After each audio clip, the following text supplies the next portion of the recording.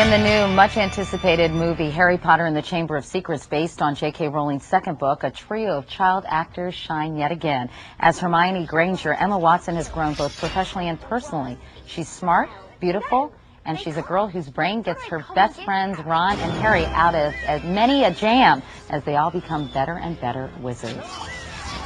Emma Watson, good morning. Good to see you, Emma. Good to see you too. So at age 12, you're 12 now? Yeah, I'm going to be 13 soon, though. Yeah, but now you're kind of a veteran actress at this point. What was it like the second time around? How did it compare to your first experience? It was really good because I kind of enjoyed the second one much more than I enjoyed the first one, and I enjoyed watching the second one much more than I did the first one. Why? Making-wise, it's probably just because, like, I need the cast, I need the crew, I need the director, and let's face it, I knew what I was doing this time around, which was good. Yeah. And watching it, I just thought it was much, much better. I think it's a billion times better than the first one, like a billion quadrillion. I've heard a billion quadrillion. I've heard you say that, you know, when people ask you about the movie. But why do you think it's so much better? Just because it's like, it's funnier, it's scarier, the special effects are really good, there's lots more characters, and with the first one you kind of had to introduce everybody, and the second one you just go straight into all the action and stuff. Yeah, so. And I know that as the movies progress, as we see, you know, all the J.K. Rowling books transformed into movies, they get a little more sophisticated because as you all get a little older, obviously the plot becomes more sophisticated, which begs the question, do you think these are too sort of edgy or too scary for little kids, Emma? I mean, I went in with a 5-year-old and I was actually the one who was carrying the seat, but it just kind of depends on the child and whatever. It depends. Now we've got a clip, I know, of another scene, and this is when you have figured out how to make a complicated potion, I got to get this right, to turn Harry and Ron into other students so they can spy on Harry's arch rival, Malfoy. So let's take a look. Why are we brewing this potion in broad daylight in the middle of a girls' lavatory? Don't you think we'll get caught? No. No one ever comes in here. Why? Moaning Myrtle. Who? Moaning Myrtle. Who's Moaning Myrtle?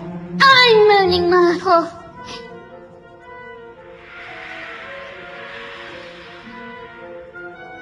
I wouldn't expect you to know me.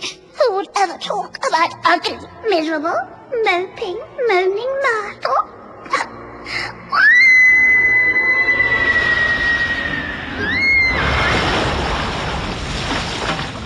She's a little sensitive.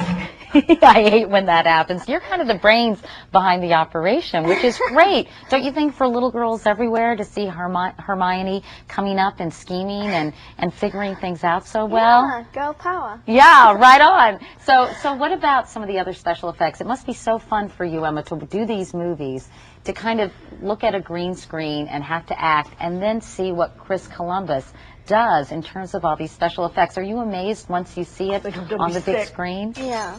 It's kind of like this massive surprise when you see the film. You think because I was like in it and I knew all the scenes which was happening and everything, but I completely don't. And when I see it, it's this massive surprise. The special effects aren't that bad. They give you marks and stuff, so you get used to it. Now I know that you've said that you and Daniel and Rupert have become quite friendly. Yeah. Which is nice, isn't it? Yeah. How do you do this and also keep up with your studies? You obviously are tutored on the set. Yeah.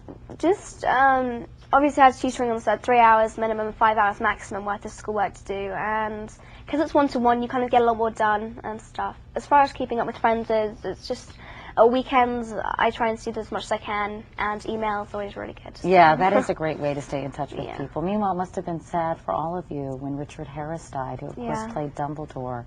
I'm sure you missed him a lot, and we're really, really sad to hear about that. Yeah, so.